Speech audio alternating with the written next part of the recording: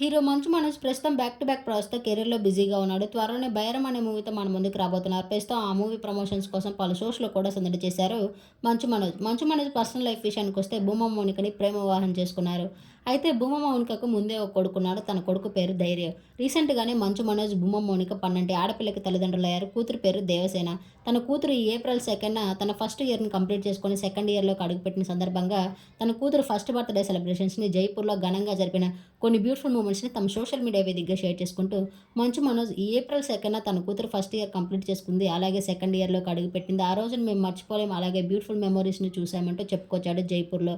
అయితే తన గుండె చప్పుడైన తన కూతురు ఎప్పటికీ సంతోషంగా, హ్యాపీగా ఉండాలంటూ స్టే బ్లెస్డ్ ఫరెవర్ అవర్ బుజ్జిపులి అంటూ బ్యూటిఫుల్ విషెస్‌ని తెలియజేశారు తన కూతురికి. ఆ బ్యూటిఫుల్ మూమెంట్స్‌ని అలాగే బ్యూటిఫుల్ వీడియోని మీరు ఈ వీడియోలో చూసేయండి.